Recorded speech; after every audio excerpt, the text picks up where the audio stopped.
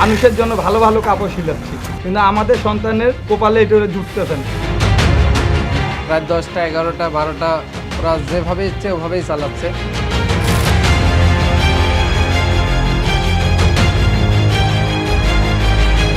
বাসায় যেমন জেলখানা, যেখানে কাজ করি সেখানেও ওরকম জেলখানা।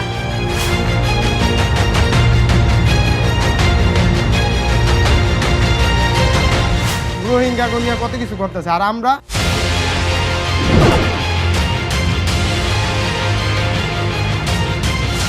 আমার জড়াই ধরতেছিল, আমি ধরতে দেই না। মালিকেরা তারা এটা টাকা পয়সা দিয়ে নিয়ন্ত্রণ করে ফেলায়।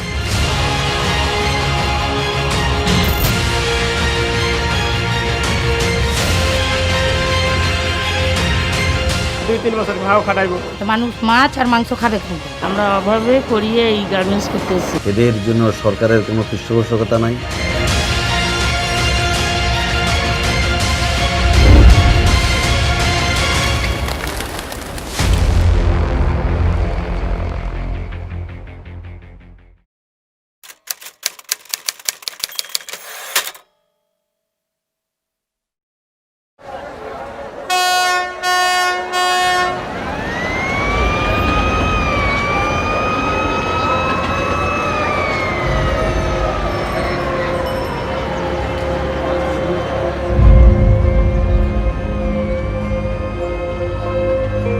কাকডাকা ভোরেই আস্তে আস্তে সরব হয়ে ওঠে বুড়িগঙ্গা পাড়ের এই অঞ্চল।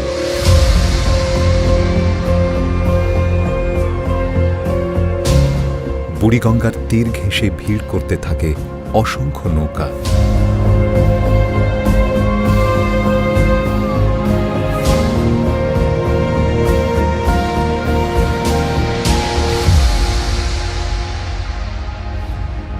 দিনের আলোর সাথে পাল্লা দিয়ে দেশের বিভিন্ন অঞ্চল থেকে কাপড় কিনতে আসা ব্যবসায়ীদের পদচারণায় মুখর হয়ে ওঠে আগানগরের নাগরমহল ও সুভাড্ঢার বাঘাবাড়ির এই রাস্তাগুলো।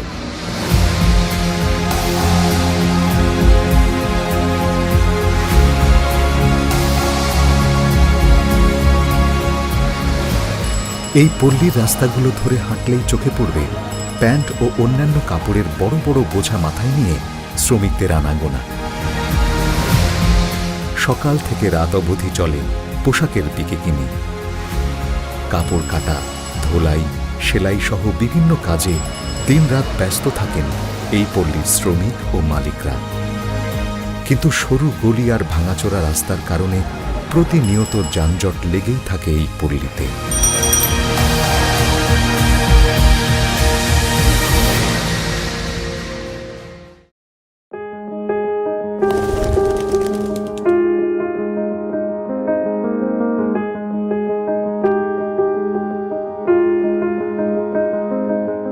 লোকাল গার্মেন্টসের তীর্থভূমি হিসেবে মূলত ঢাকার কেরানীগঞ্জ, সাইনবোর্ড, রংপুরের সৈয়দপুর ও চট্টগ্রামকেই ধরা হয়।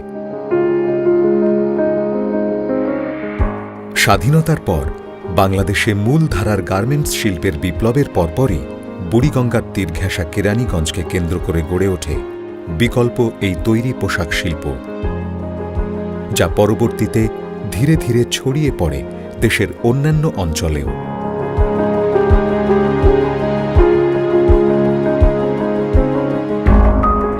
বাংলাদেশের লোকাল মার্কেটের সিংহভাগ যোগান আসে কেরানীগঞ্জের এই ক্ষুদ্র গার্মেন্টস পল্লীগুলো থেকে। এখানে বর্তমানে ৮ সহস্রাধিক ক্ষুদ্র ও মাঝারি তৈরি পোশাকের কারখানা আছে। এই কারখানাকে কেন্দ্র করে গড়ে উঠেছে ১০,০০০-এরও বেশি শোরুম। এক্সপোর্ট গার্মেন্টসের ফেব্রিক্স ও ঝুট দিয়ে এখানকার ক্ষুদ্র গার্মেন্টস পল্লীর কারিগররা নিজস্ব আদলে তৈরি করছেন চমৎকার সব পোশাক। আর এই পোশাকই দেশের অভ্যন্তরীণ বাজারের শতভাগ চাহিদা পূরণ করছে।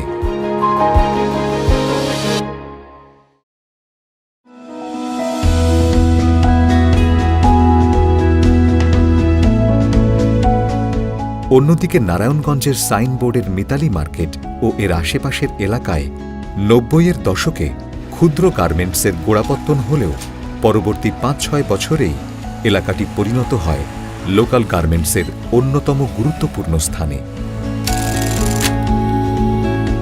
এখানে ছোট বড় মিলিয়ে 2000-এর মতো কারখানায় কাজ করেন 40,000-এর বেশি শ্রমিক, যাদের মাসিক আয় 5 থেকে 7,000 টাকার মধ্যে।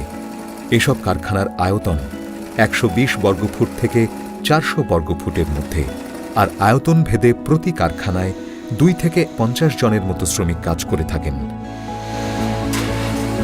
ফলে ক্ষুদ্র পরিসরের এই কারখানাগুলোতে শ্রমিকদের জন্য কষ্টকর হয়ে পড়ে স্বস্তিতে একটুখানি নিঃশ্বাস নেয়া।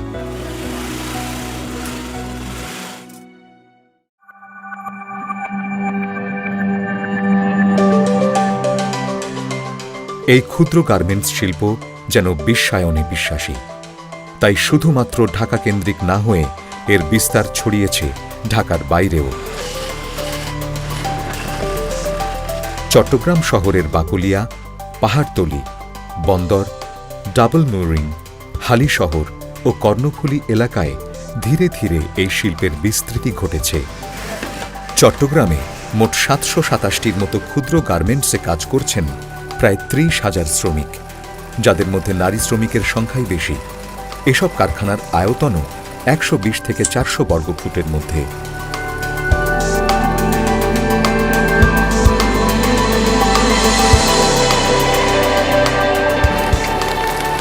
অন্যদিকে সৈয়দপুরের চিত্রটা কিছুটা ভিন্ন।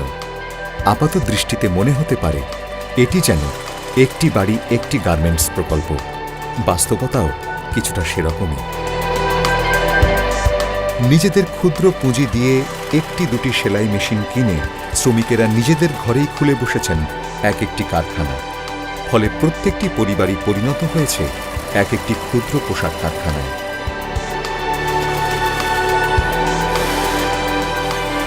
মহাজনের বেঁধে দেয়া নিম্ন পিস রেটে বেঁচে থাকার সংগ্রামে বিরামহীনভাবে দিনরাত কাজ করে চলেছেন এই পেশার শ্রমিকরা।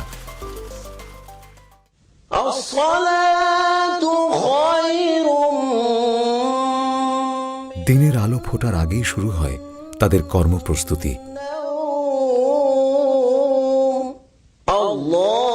ফজরের আজান যেন এই ক্ষুদ্র গার্মেন্টস শ্রমিকদের প্রতিদিনকার অ্যালার্ম ক্লক।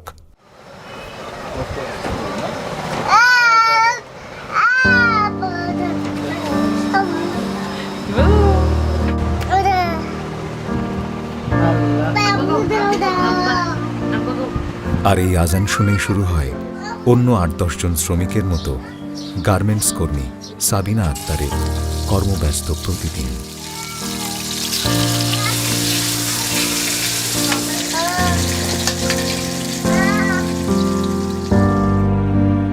দুমুঠো ভাত আর একটি 8 পৌরে সংসারের ঘুণে ধরার স্বপ্ন নিয়ে প্রতিদিন তার ঘুম ভাঙে।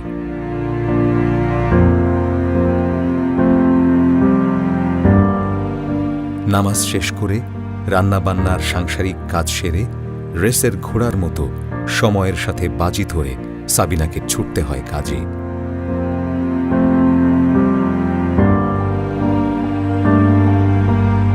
কারণ তাকে কাজে পৌঁছাতে হবে জনপদ সরব হওয়ার আগেই। আর কাজ থেকে ঘরে ফেরা তাও দিনের আলো নিভে যাওয়ার অনেক পর। তবে এই রুটিন মাফিক জীবনে বধির মেয়েকে সেবা যত্ন করতে না পারার আফসোসটা সারা দিনই সাবিনাকে কুড়ে কুড়ে খায় একটু একটু করে।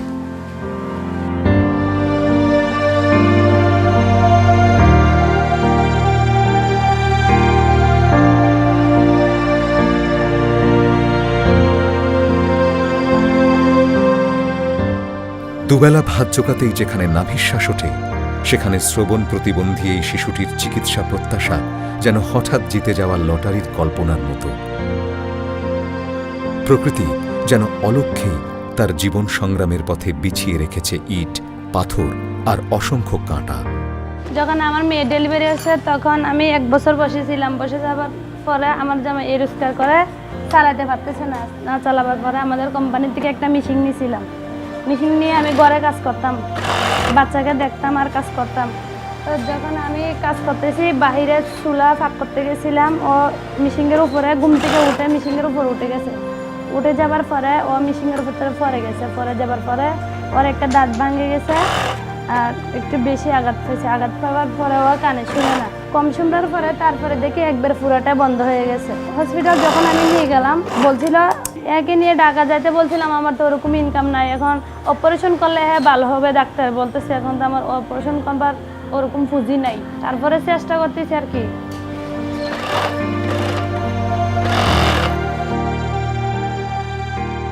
তার এই স্বল্প উপার্জনে একদিকে সংসারের খরচ আর অন্যদিকে এই মেয়েটির চিকিৎসা ব্যয় যেন জীবন যুদ্ধে তার চূড়ান্ত পরীক্ষা দিতে হয় বারবার নতুন করে।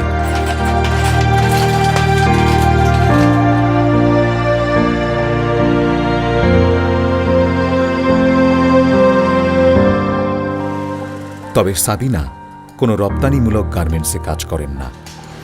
পোশাক শিল্পের নীরব বিপ্লবে মূলধারার রপ্তানিমূলক গার্মেন্টসের ছায়ায় জন্ম নেয়া একটি লোকাল গার্মেন্টসে কাজ করেন তিনি। এই গার্মেন্টসের পোশাক দেশ পাড়ি দিয়ে বিদেশ যেতে না পারলেও হিমশিম খায় স্থানীয় মার্কেটের চাহিদা পূরণ করতে।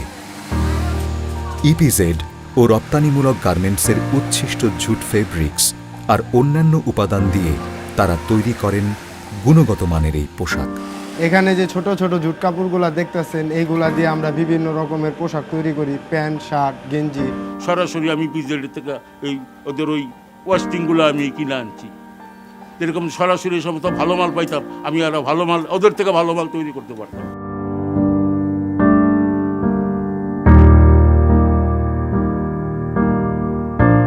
এই গার্মেন্টসের আকারই বলে দেয় এর সার্বিক অবস্থা। ক্ষুদ্র পরিসরে গাদাগাদি করে রাখা মেশিনে অবিরাম পা চলছে শ্রমিকদের।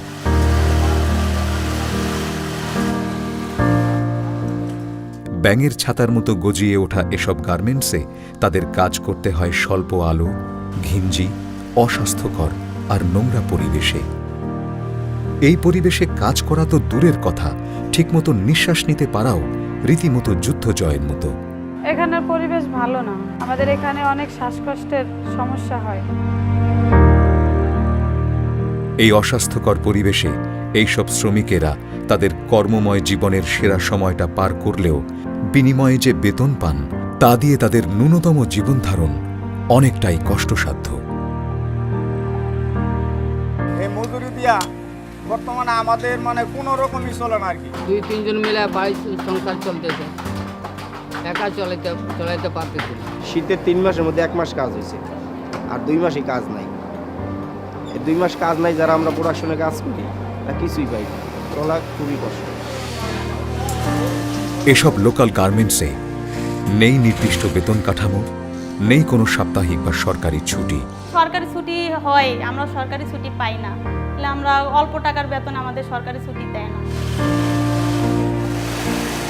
দৈনিক 12 থেকে 15 ঘন্টা কাজ করেও একজন দক্ষ শ্রমিক মাসে 5 থেকে 7 হাজার টাকার বেশি উপার্জন করতে পারেন না।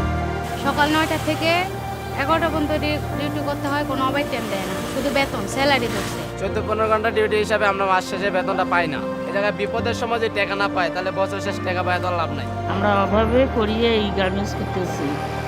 বেতন আমার 4,300 টাকা। বেতন বাড়াই দেয় না, হেরা উন্নতি হবে কেমন? কষ্ট তো কষ্ট, পরিশ্রম তো ঠিকই হইতে আছে। এমনকি অসুস্থ হলে কিংবা কাজে আসতে না পারলে তাদের পারিশ্রমিক থেকে কারখানার মালিকরা কেটে নেন ওই দিনের মজুরি। অনেক টাইমে অ্যাবসেন্ট দিলে, শরীর খারাপ হলে এটার হাজিরা একটা রেখা দেয়। অসুস্থতা দেখাইলেও তারপরেও ছুটি দিতে চাচ্ছে না। এখানে অনেকেই আছেন যারা তাদের পারিশ্রমিক পান তাদের মোট উৎপাদন বা পিস রেটের উপর। এক কথায় যত কাজ তত আয়, কিন্তু সেখানেও পারিশ্রমিকের ক্ষেত্রে দেখা যায় বৈষম্য। মালের রেট নিয়ে হলেও সমস্যা ওখানে আমাদের, যেমন মালের রেট থাকে 25 টাকা, এনে মালের রেট চলে আসে 18 টাকা। দূর দূরান্ত থেকে আমরা গুদারাঘাট আসি, আইসা কাজ করি। বড় বড় মহাজনরা কি করে জানেন? বলে 40 টাকা রেট দিব, কাজ কর। পরে সিজন শেষে যা 25 টাকা 20 টাকা রেট দেয়। সময়ের সাথে পাল্লা দিয়ে প্রতি বছর নিত্য প্রয়োজনীয় জীবন উপকরণের দাম বৃদ্ধি পেলেও এই শ্রমিকদের মজুরির ক্ষেত্রে ঘটে বৈপরীত্য। দেখেন, একটা প্যান্টের দাম মাত্র কত দেয়? শিলানের পর 30 টাকা। আর 1 কেজি চালের দাম কত? 60 টাকা। আজকে মানুষ রোহিঙ্গা গনিয়া কত কিছু করতেছে, আর আমরা যে এখানে নিঃস্ব শ্রমিকরা, এটা তো সরকার দেখতেছে না। যে দাম সব জিনিসের, পেঁয়াজ, টমেটোর, আলু এগুলো সবার দাম তো বাড়ে গেছে, তো মানুষ মাছ আর মাংস খাবে কোন? ঝুট কাপড় থেকে পোশাক তৈরি করে মালিকদের ভাগ্য পরিবর্তন হলেও পরিবর্তন হয় না এখানকার শ্রমিকদের ভাগ্য। এই স্বল্প বেতনে দুবেলা মোটা চাল আর ডালের জোগাড় করতেই যেখানে হিমশিম অবস্থা, সেখানে চিকিৎসা ও সন্তানের শিক্ষার বিষয়গুলোকে তারা মৌলিক চাহিদার তালিকা থেকে একরকম বাদই দিয়ে দিয়েছেন। যে ধরনের মজুরি পাই এই দিয়ে আমাদের সংসার বর্তমানে চলে না এবং বহু সমস্যায় আমরা থাকি। ছেলে মেয়েদেরকে মানুষ করতে পারি না কিংবা লেখাপড়াও করাইতে পারি না। অদূর ভবিষ্যতে মনে হয় যে ছেলে মেয়েদের আমাদের মতো এই কর্মসংস্থানে কাজ করতে হবে।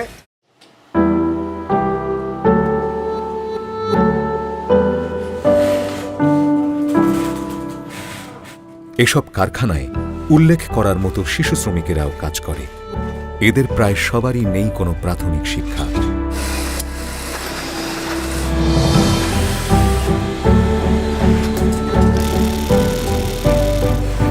এসব শিশু শ্রমিকের বেশিরভাগই বিনা পারিশ্রমিকে পেটে ভাতে কাজ করে থাকে। আমার নাম আব্দুল্লাহ, আমার বয়স হলো 12 বছর। কাজ করি, তারপরে হুইটা গাটি, তারপরে কপলা গাড়ি। প্রতি শুক্র 50 টাকা করে বেতন পাই। এমন কোনো ঘরে নাই যে 8, 10টা, 20টা করে পোলাপান আছে ছোট ছোট। ওইসব পোলাপানের মনে করেন যে 2-3 বছর ঘাও খাটাইব। শিশুদেরকে শুধুমাত্র নিয়ে আসে, তাদেরকে কোনো মতে খাওয়ার ব্যবস্থা করে এবং তাদেরকে থাকতে দেয়।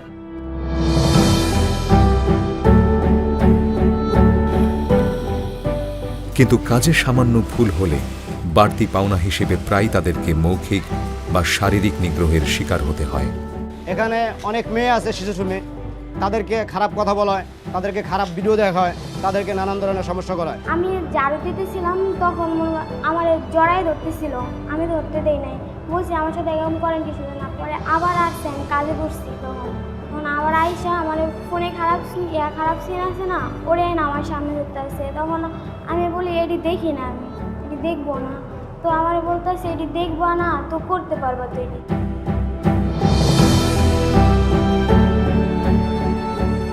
এই ক্ষুদ্র গার্মেন্টস পল্লীগুলোতে শ্রমের লিঙ্গভেদে রয়েছে মারাত্মক মজুরি বৈষম্য। একই শ্রম দিয়ে পুরুষ শ্রমিকেরা যেখানে 5 থেকে 7 হাজার টাকা রোজগার করেন, সেখানে নারী শ্রমিকেরা পুরুষের অর্ধেকের একটু বেশি আয় করেন। মজুরির দাম যা আছে সে 5 টাকা করে একটা পেটিকোট সেলাই করি, আর প্যান্ট সেলাই করলে 9 টাকা করে সেলাই হয়। সে জায়গায় মানুষ এমনি সেলাই করলে 150 টাকা করে পাওয়া যায়, কিন্তু এখানে না। ছেলেদের এত টাকা দিচ্ছেন কেন? আমাদের টাকা কম কেন? বলে যে তোমরা মেয়ে মানুষ, তোমরা তো টাকা কমই পাবে।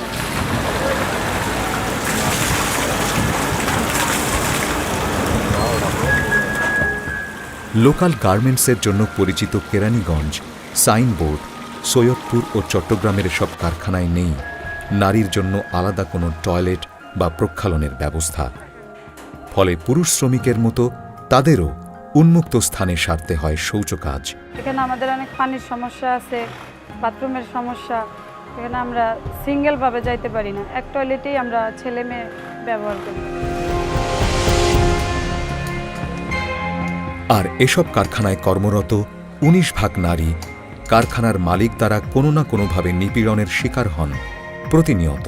যদি রাত্রে 11টা বাজে আমরা ডিউটি থেকে যাই, রাস্তায় অনেক আমরা হয়রানি হই। বিভিন্ন জায়গায় অকারেন্স মালিকদের মাধ্যমে, কিছু কিছু শ্রমিকের মাধ্যমে এই অকারেন্সগুলো হয়। কিছু কিছু প্রতাপশালী মালিকেরা তারা এটা টাকা পয়সা দিয়ে নিয়ন্ত্রণ করে ফেলায়।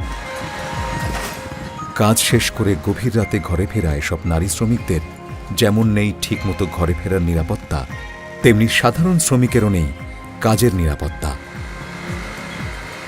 এমনকি কোনো শ্রমিকেরই নেই তাদের চাকুরির নিয়োগপত্র কিংবা কারখানার পরিচয়পত্র।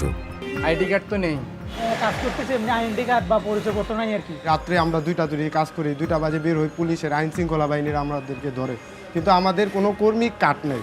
তার জন্য কি আমরা বলতে পারতেছি না যে আমরা কর্মী। তারা ধরে বিভিন্ন রকমের টর্চার আমাদেরকে করে।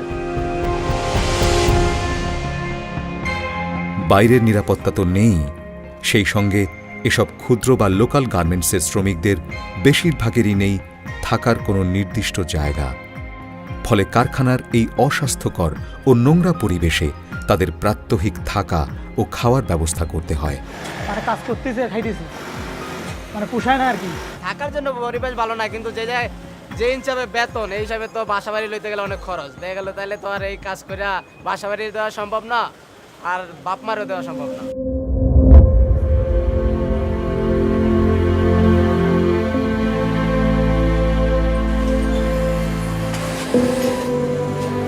এই লোকাল গার্মেন্টসের শ্রমিকদের অপ্রাপ্তির পাল্লা এতটাই ভারী যে এর প্রাপ্তিগুলো ক্ষুদ্র বালুকণার মতো, যা খালি চোখে দেখা মুশকিল।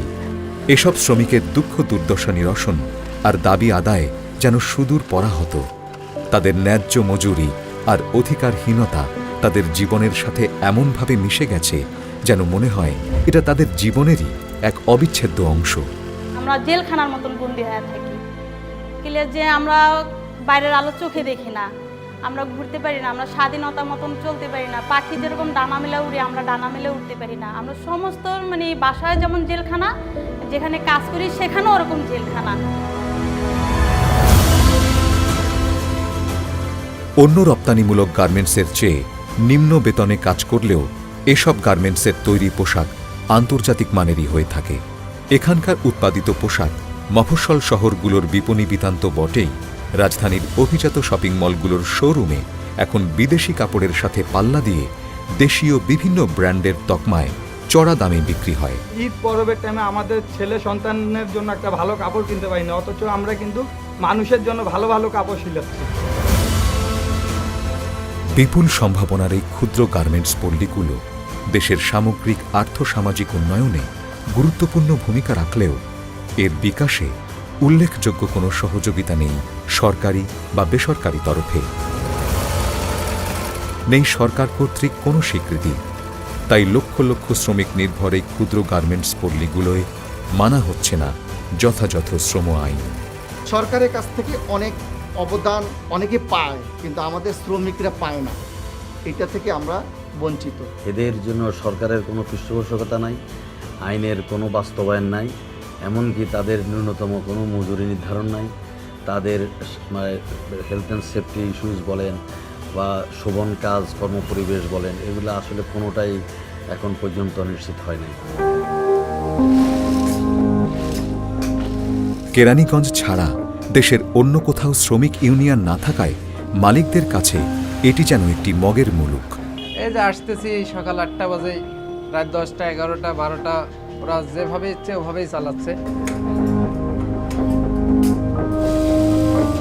তাই সুবিধা বঞ্চিত এই গার্মেন্টস শ্রমিকদের পক্ষে কথা বলার শক্তিটা অনেকটাই এখনো রুদ্ধ। আমরা যে শ্রমিক ভাইয়েরা আছি, আমরা শ্রমিক ভাইয়েরা কোনো অধিকার এখানে আদায় করা হয় না, কারণ আমাদের ফেডারেশন নেই। আমরা যে ইউনিয়ন করি, ইউনিয়ন করতে গেলেও এখানে মালিক পক্ষে একটা বাধা আছে। মালিকটা বলে কি ইউনিয়ন। শ্রমিকদেরকে বিভিন্ন প্রশিক্ষণের মাধ্যমে আমরা শ্রমিকদেরকে সংগঠিত করার চেষ্টা করি। সেই পরিশ্রমের ফসল হিসাবে আমরা কেরানীগঞ্জে 3টি ট্রেড ইউনিয়ন শ্রমিক সংগঠন আমরা রেজিস্ট্রেশনের আওতায় এনেছি। ট্রেড ইউনিয়ন যে অধিকার, সেই অধিকার যেন তারা এক্সারসাইজ করতে পারে, ট্রেড ইউনিয়ন অধিকারটা তারা যেন সংরক্ষণ করতে পারে, নিশ্চিত করতে পারে, সেটা খুবই জরুরি দরকার। দ্রুত বর্ধনশীল এই বিপুল জনগোষ্ঠীর কর্মসংস্থানের একটি নতুন সম্ভাবনার পথ উন্মোচিত হয়েছে এই লোকাল গার্মেন্টসের মাধ্যমে। একটুখানি পৃষ্ঠপোষকতাই পারে এই ক্ষুদ্র গার্মেন্টসকে রপ্তানিমূলক পোশাক শিল্পের নতুন একটি মাধ্যমে রূপান্তরিত করতে। ট্যাক্স ফ্রি অ্যাক্সেসরিজ ক্রয় সুবিধা, গ্যাস বিদ্যুৎ পর্যাপ্তকরণ, সরকারি বেসরকারি ব্যাংক থেকে সহজ শর্তে ঋণ সুবিধা ও উন্নত যোগাযোগ ব্যবস্থা নিশ্চিত হলেই এই ক্ষুদ্র গার্মেন্টস পল্লী কেবল দেশেই নয়, গোটা এশিয়ার মধ্যে গার্মেন্টস শিল্পে এক শক্তিশালী অবস্থানে পৌঁছাবে। এমন স্বপ্ন ও আশাবাদ এই শিল্পের প্রতিটি কর্মী ও মালিকের। আমাদের মাল যদি বিদেশে যাইতো তাহলে আমাদের দাম বাড়তো। সরকারের কাছে চাওয়া হলো আমাদেরকে মূলধন দেওয়া আর আমাদেরকে ভালো মেশিন দেওয়া।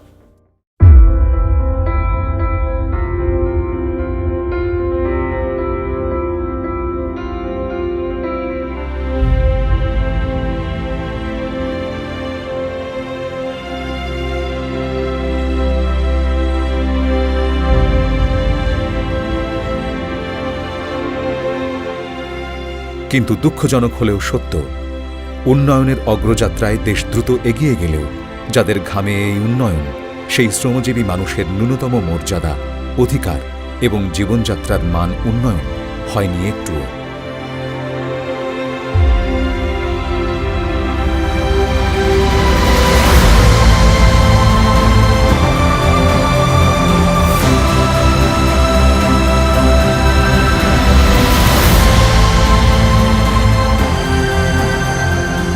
এই অপার সম্ভাবনাকে তখনই দেশের উন্নয়নের কাজে লাগানো সম্ভব যখন এসব সুবিধাবঞ্চিত অস্বীকৃত গার্মেন্টস শ্রমিকদের তাদের প্রাপ্য মজুরি ও অধিকার নিশ্চিত করে এই শিল্পকে যথাযথ স্বীকৃতি দেয়া হবে। আর টেকসই উন্নয়নের লক্ষ্যে স্বল্পোন্নত দেশ থেকে উন্নয়নশীল দেশে পরিণত হওয়ার অগ্রযাত্রায় লোকাল গার্মেন্টস তথা সার্বিক তৈরি পোশাক খাত তখনই শক্তিশালী ভূমিকা পালন করবে দেশের সামগ্রিক অর্থনীতিতে।